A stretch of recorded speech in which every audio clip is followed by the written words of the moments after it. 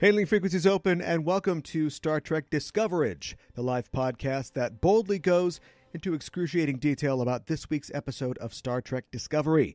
I'm your host, Caliban, and I want to remind you that your second in command isn't dangerous when they start acting kind of weird and mellowed out, but I wouldn't follow them to a second location.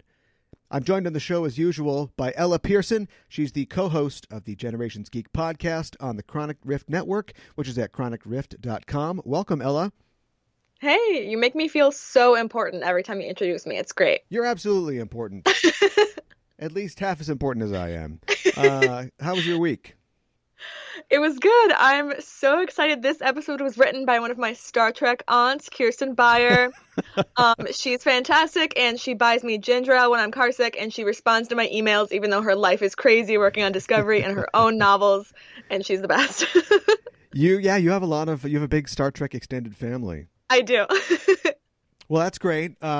She did write this episode. It's episode 8 of Star Trek Discovery, entitled Vis Pacem para Bellum. I feel like I've gotten at least intro education in Latin, just trying to figure out how to say that. But we're here to break it down for you. As always, we're setting a course for the spoiler zone, listeners, so be warned. We're glad that you've decided to join us, but if you haven't seen the episode, spoilers are incoming. So that phrase, Vis Pacem para Bellum, it means if you want peace, prepare for war. Do you think that's a good adage to follow? Yes, I think it's fantastic. It seems to be the philosophy. No. It's maybe applicable in Star Trek, maybe, but it seems to be a little bit. Yeah, well, I mean, it seems to be whenever you get the more like hawkish sort of characters on Star Trek, they seem to, espouse that or believe in that idea, whereas guys like Kirk or Picard would be like, no, we're going to believe the best in people, and then when our hand is forced, we'll retaliate. But yeah, that's definitely, I think, the philosophy that our Captain Lorca would live by, although he doesn't spend a lot of time in this episode. He's just there a little tiny bit. Yeah, it's a good break from his nonsense, honestly. He's a little aggressive. He is, but he was well cast because Jason Isaacs himself is a spirited, aggressive individual. It's true. I just hear Lucius Malfoy when he talks sometimes. Yeah, right, yeah. Already creeped out. Well, the official synopsis for this episode is not available. I looked around before air and I couldn't really find one, but I did find a short summary from a CBS-related page that says the USS Discovery is tasked with a high-priority mission to the planet Pavo and learns the science behind the Klingons' cloaking technology, which is not entirely accurate. They are trying... Yeah, they're trying to sort of circumvent the Klingons' cloaking technology, but they don't exactly get there. As you mentioned, this episode was written by Kirsten Beyer, who is a friend of you. I would consider an extended friend of the show, and of course she's an author of many, many Star Trek books, specifically a lot of Voyager books. Yeah. And we find out a little more about how the Federation wants to sort of counteract the invisibility screen, or I guess we could probably just say cloaking device, in this episode that the Klingons have been using. And Cole's been busy, it seems like. He's sharing this with everybody.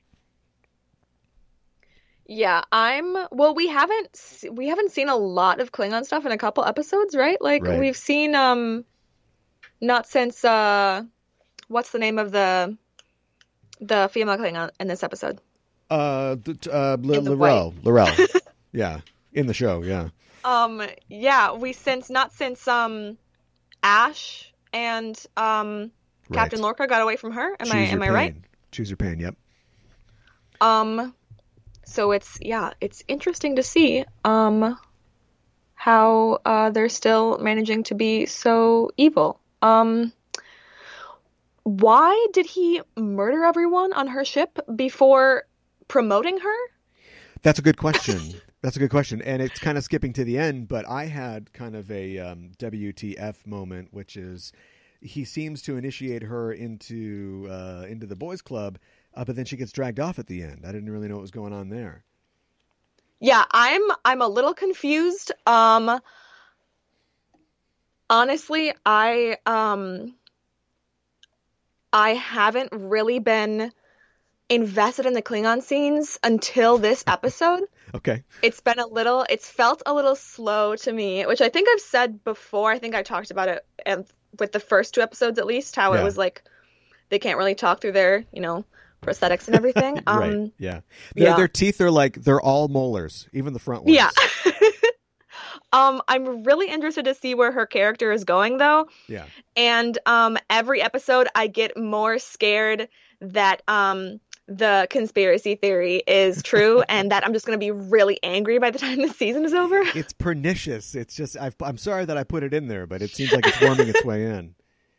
That's all I think about during any of the Klingon scenes or anything with Ash anymore. I'm just like, what if? Me too. And it kind of colored my view of some of these scenes. Going back to the Klingons for a second, we're kind of and we are in the, the front half of the season here, but I feel like we were promised that we would kind of see this from both sides. And then we've really, you're right. We really have kind of cut away from the Klingons. And so when they come back, I've been trying to track the sort of the political sort of aspect of it. But now that Vok has completely disappeared, and you just we get it, Cole's, he's a bad guy, he's a tyrant, and so we don't like this guy. I thought it was really neat to see at least the beginnings of, I don't know, something, again, like you said, the conspiracy kind of colors everything, but to see Laurel kind of go, I kind of want out of here. Like, do you think we can do that? Like, I don't like what's going on. Is she telling the truth? Yeah, we don't know. Exactly. I mean, because she was very focused on, like, the expression on her face when she was like asking what happened to prisoners was like very intense, and I am not convinced that she's just thinking about herself. I'm freaked out about everything in general, but I'm concerned about what she's planning. And this could be a quadruple cross here. Who knows who she's working for? And about her face, like, do Klingons not have the technology that we do? I feel like if half of Burnham's face was blown off and they were able to grow it back, so does she have to have this scar? She had like a phaser burn, right? Was that what it was? Or something came out of the wall, like they shot a conduit or something like that. Yeah. I have no idea. It was pretty. I honestly didn't notice it at first. It's a little subtle, and then I was like, "Wait, what's up with?" Yeah, well, they're so lumpy already. So yeah, I couldn't tell the difference. Well, in this episode, once again, there's no real teaser. We just jump right into it. It starts with a bang, literally, as Discovery jumps into this fight where the what was the ship? The Gargarin? No, that's something else. I can't remember what the ship's called. I have no idea. But they're under attack by 6 different Klingons. And, I like seeing some of the fighting and the space combat, but I do always feel that it really has the most weight when it's sort of built up to. And this is kind of what we just, right out, phase cannons are blasting as soon as the episode begins. Well, yeah, and then we lost that other ship so quickly. Yeah. I think it's another way we talked last week about how the war has been kind of pushed into the background. And this is another way in just a few minutes to say, okay, Discovery's got black alert. They can just go wherever they want. But, there's losses on both sides here. And the cost of this conflict is still high. Yeah, well, and I thought it really showed the pressure on the crew, too, because, like, how many times have they been in that exact situation where they are forced to jump somewhere to try to save someone? Yeah. And they can't. And then Lorca's like, eventually. Right. You'll get, a second to, feel your feelings. But until then, just keep doing what you're doing and follow my orders, or bad things will happen to you in my tortured room. And right. And he was actually kind of conciliatory for Lorca after that other ship was lost. I thought for sure that Mr. Reese was going to get busted down to latrine duty. Yeah, I don't even know.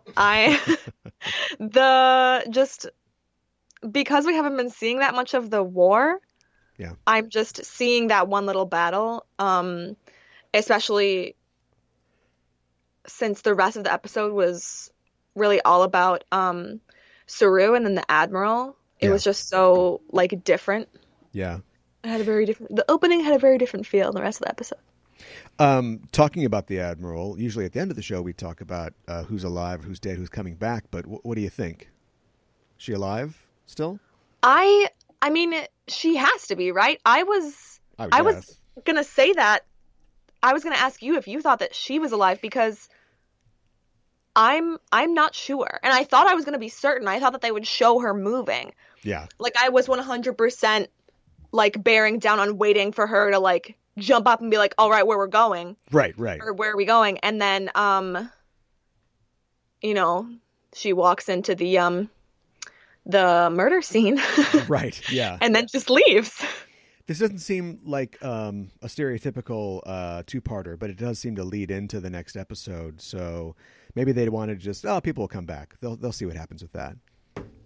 And we'll see I hope her. so. I was disappointed. It was so much shorter than I thought it was going to be. Yeah. I was really surprised when like the preview of next week's episode came up, because I was like, wait, no. Yeah. I need more. I always watch with the closed captioning on.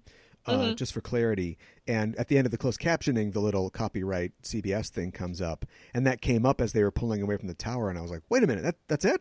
What about the other thing? Yeah.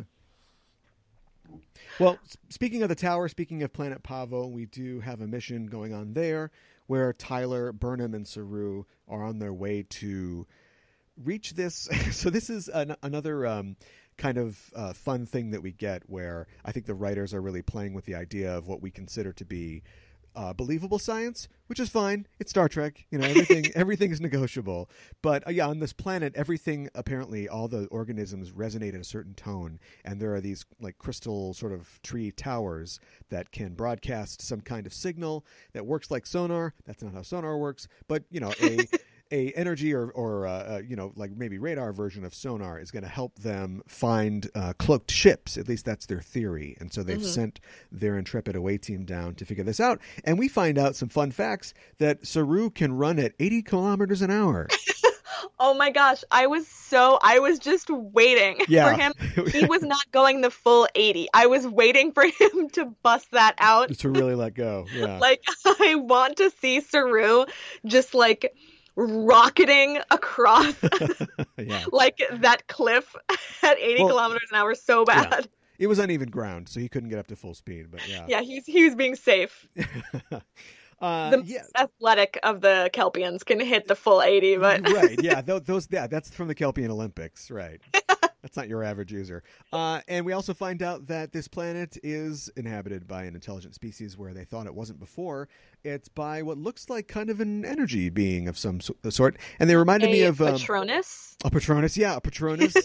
Or like, I bring you peace. They just seem like when Mr. Burns gets all drugged up in The Simpsons. And like Mr. Burns, they have a similar message. They apparently are very peaceful. They live in harmony, and they're willing to share that with Saru to maybe not great effect for our crew's mission. They're willing to like quote share unquote their peace. Yes. I don't buy it.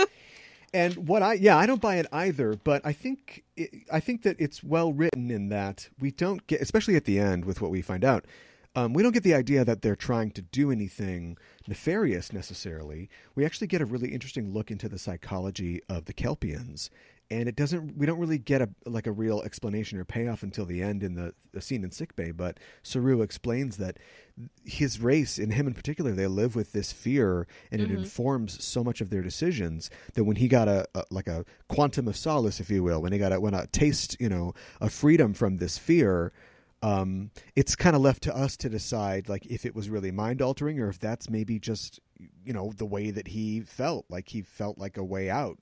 Like he didn't have to be afraid, and he was willing to do some weird kind of questionable things to protect that feeling. I do wish somebody would give him just like a quarter dose of Xanax. Right. Yeah. There are. I guess feel like he needs a break. He needs a breather. Yeah. You would think that. I don't know. What is the state of psychiatric pharmacology in the future? We don't know. Anxiety medicine, yeah. I mean, in the future, They've rejected. They're fine with cybernetics, but they've rejected genetic modification, and I guess it's a Scientologist future because there's no pharmacological drugs for that. Because if there was, Lorca would he should at least definitely be on them. Admiral Cornwall would be like, "Yeah, good to see you again. Here's a couple Xanax. That'll even you out a little bit." You're sleeping with a phaser under your Yeah. pillow? Yeah. That is indicating of a problem. We also get some clarification, or at least some more details about their first contact policy, which I found fascinating because Tyler brings up, isn't this a prime directive problem or a general order 1 problem? And Burnham clarifies that it doesn't really matter at this point. Like we are talking to these people, and so we have to follow the rules of that. And our Starfleet enlightened rules are we can't trade or accept anything or get any goods or services from them without them understanding exactly what it is that we want to accomplish. Like we can't be acting against their interest, which I thought that's such a Starfleet rule. Yeah, it's so great. It's so they're not like, you want these shiny beads? Give us your planet. Yeah, right. Exactly. Right. Yeah. It looks like these aliens would be bringing them the shiny beads, though, because they have at one point Saru brings out this. It looked like kryptonite. He brings out this big green rock, and he's like, hey, "You're check so this right." out. Yeah, yeah. And again, that's the whole problem with Tyler, because at that point he grabs it, and Saru, they can read his mind or whatever, and he's like, "Wait a minute, your intentions are false." And I'm like, "Yeah, I think they are. I think they might be." According to the internet, know what actually happened, what Saru saw, if he only figured out that he and Burnham were obviously something is wrong with Saru, or if he saw something else, whatever. Yeah. Ash Tyler may or may not be in reality. I think it's all intentional. I think it's all on purpose because viewers of TV are so smart these days. And it's thanks in part to Star Trek. Star Trek has made us this smart. And I think, unless it's all just BS and we're all just wasting our time, I think they know what they're doing. And so when you give us a scene like that, it has the self-evident layer, but there's also a layer there as well that keeps us kind of guessing. Okay, so I know what happened the first time you got introduced to a conspiracy theory, but are you ready for another one? Oh God, I probably not, but hit me with it. This is 2 layers of tinfoil, but I read one that said that it isn't Shazad Latif that is, he was playing whoever, Cole or Vok. It's that this Javad Iqbal actor, who apparently doesn't exist, is Jason Isaacs because they share the same initials. Oh my God. Yes.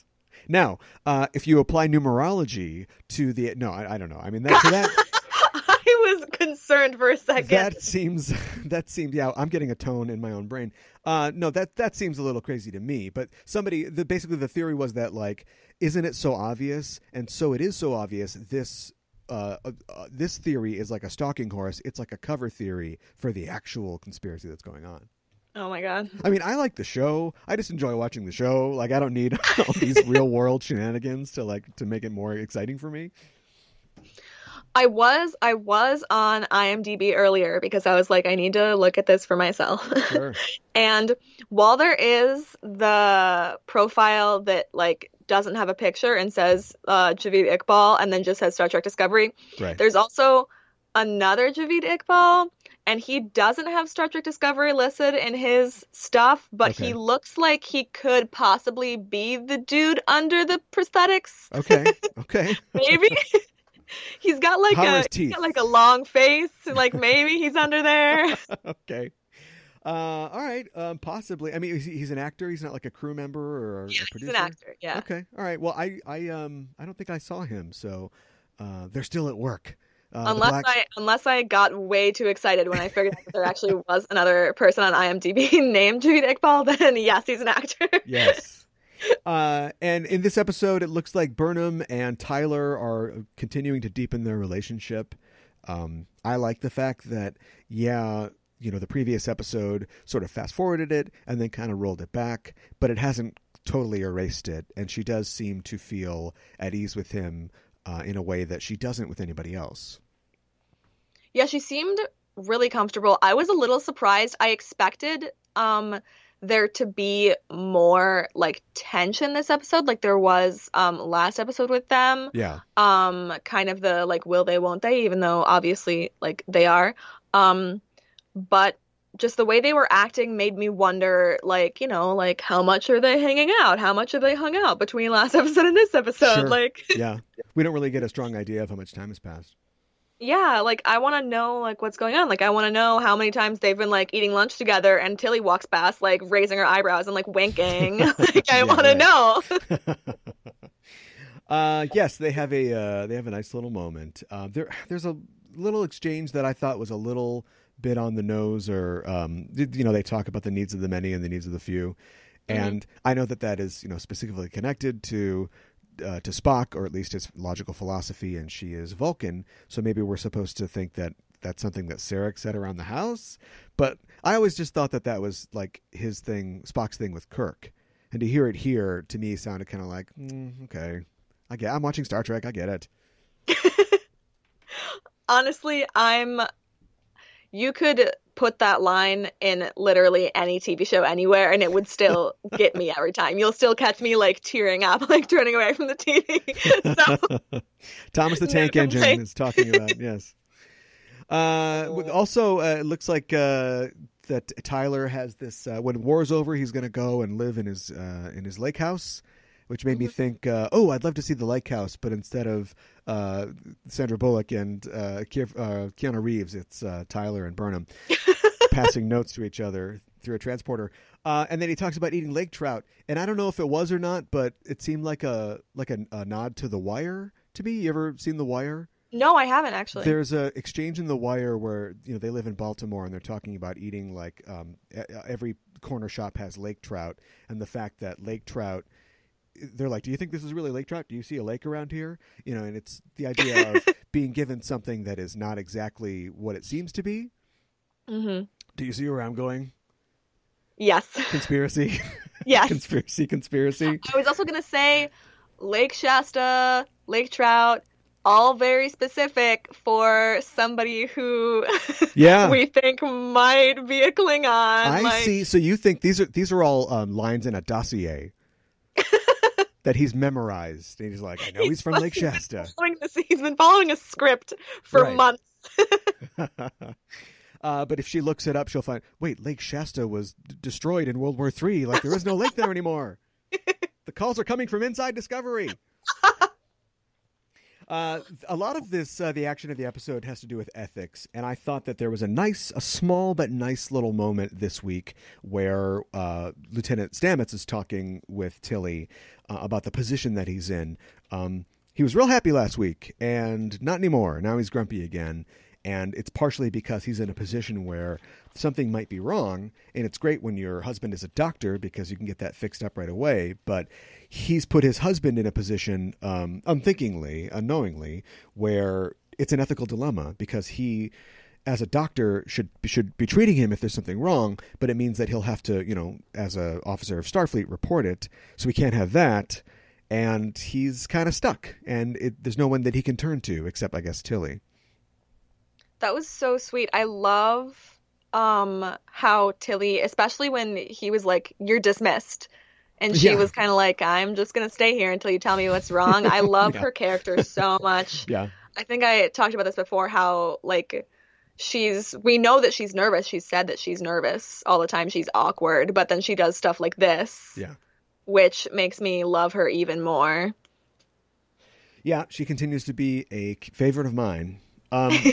Down on the planet, Saru is experiencing peace and harmony, and he wants to share it with everybody. Do you think that this is, we do get the explanation about what it's like when a Kelpian, has that fear removed, but do you think that if they had stayed there long enough, Tyler and Burnham would have been subjected to a similar thing? Is this a Star Trek V thing, is what I'm saying? When your pain is taken away, suddenly you start acting goofy.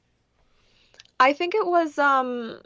Well, for Saru especially, I think it was partly that the Patronuses were having some kind of effect on him, but I think it just, their effect combined with just the way he the way he lives as a Kelpian, I think made it just like extra bad for him. Yeah.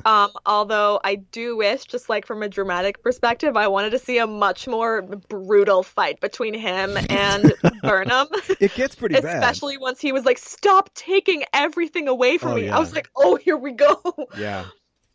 It's really fun to see that that's not gone too, or at least it's been dredged up, because we thought we had patched that over, but it goes deep. Yeah, it's so interesting. Again, after reading David Mack's novel, can't talk about it enough. Right. Any scene where they have any sort of tension is just like multiplied by 10,000. And he gives her a kick too. He gives her the big horse kick. That can't be fun. Guy that can run 80 kilometers an hour. You don't want that. So somehow, go think ahead. about that when she's like rolling around on the ground. It's the same dude that theoretically can run 80 miles per hour on those same hooves, feet. Yeah. So everything works out okay eventually, although it's a little scary for a while. You're a little worried because we've seen this in Star Trek before, like, oh, why is Data acting weird, or so on and so forth. But when this guy starts acting weird, he's going full Del Toro. If he starts growing eyes in his hands, you should run. It's bad news. But eventually, he's talked down, and hopefully, the episode ends abruptly after the development that the Klingons are on their way. And I loved how they mentioned early in the episode, Saru's talking about, oh, they've achieved this peace and harmony. And right away I'm thinking, well, how are we going to ruin that? Like, we're going to wreck that somehow. Gotta be put in jeopardy somehow. Yeah. And the people of the planet Parvo are like, they're like that friend who you tell your friend that you've got a problem with another friend, and the friend you told doesn't really get it. And they're like, well, hey, come here, Ronnie, come here. We're going to talk about this. No. I'm not talking. Hey, hi. Okay. So now we have to deal with this like immediately. Oh my God. I'm worried. That just gave me war flashbacks. Okay. Well, don't share too much of your personal life on the show, but, I think we should check our threat ganglia in this case. Who do you think is heading for the big holodeck in the sky in future episodes? I got a few choices myself, but go ahead.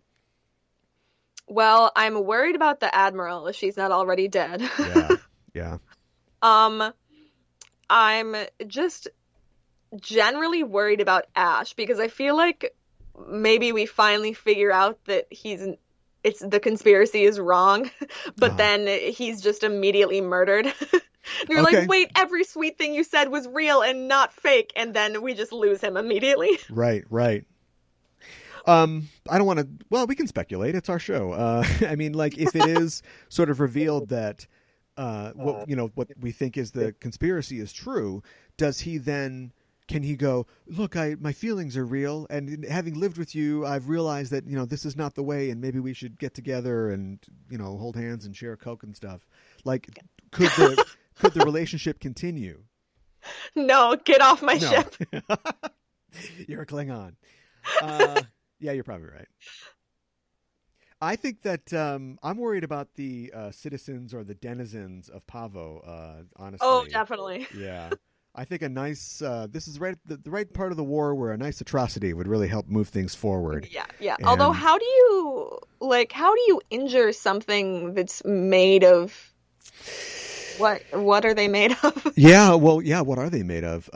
But if they are sort of supported by, they are described as the spirit of the planet, which is not very scientific, but if they sort of live in the crystals or sort of generated by the energy and the tone of the planet, if you burn the planet, that'll take care of that real quick. Yeah, or just like one quick photon torpedo to the crystal tree.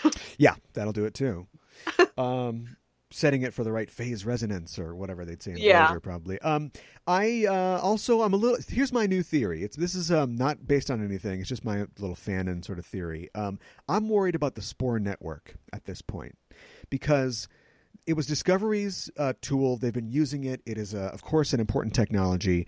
Now we're really getting the suggestion that the Klingons are really going to go after this thing, and that might be L'Rell's entire gambit here is to sort of get back.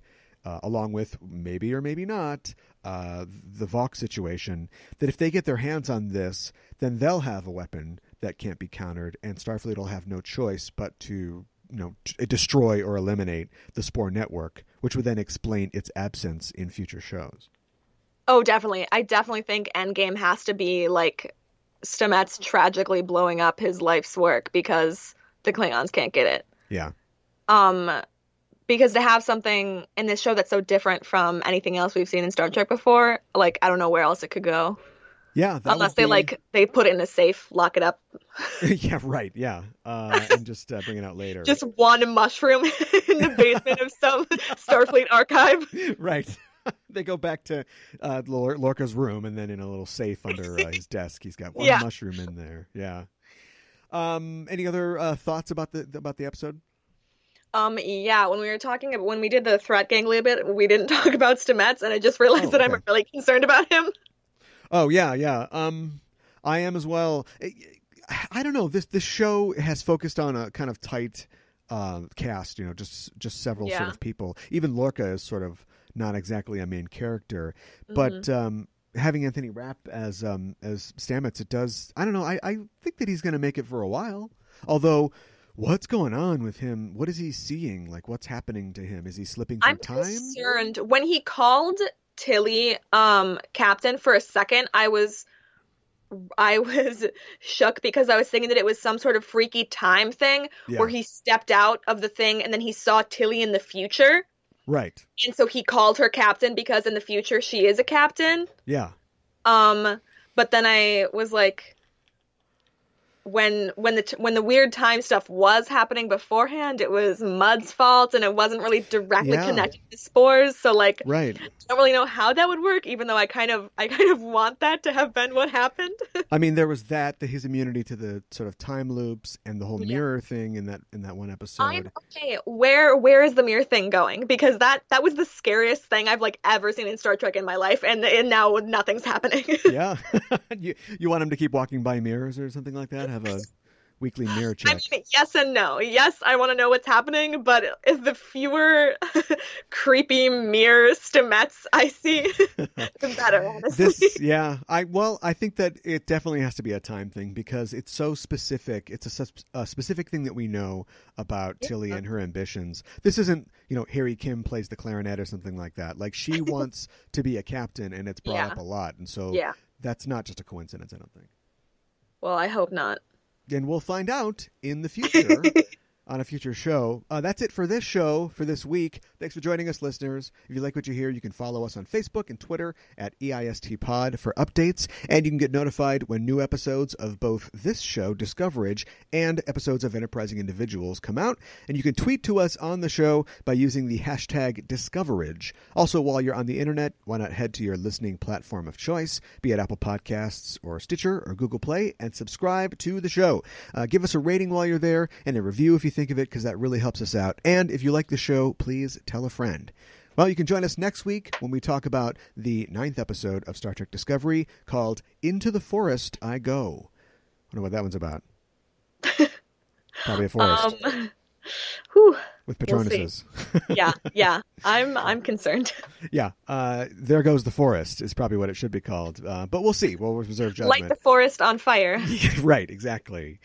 Well, thanks for joining me on the show, Ella. Where can people find you online? Thank you. They can find me at generationsgeek.com. They can find us at generationsgeek on Instagram and Twitter. And our newest episode should be out tomorrow night. Oh, all right. Yeah. So you can finally tune into the Alien episode. It should be good. That sounds great. Have you seen Thor Ragnarok yet? Oh, absolutely. Yeah. When are you guys going to do a Thor episode?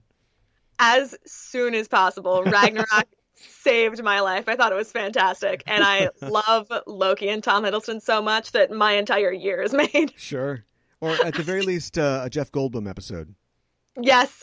Think about it. Independence Day, Jurassic Park, now Thor Ragnarok, and connect them all together. We can play all of his laughs in a row. That's my...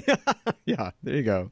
Well, thanks again for joining me. Thank you, listeners, for listening. And we're signing off. This is Caliban for Ella saying, live long and prosper.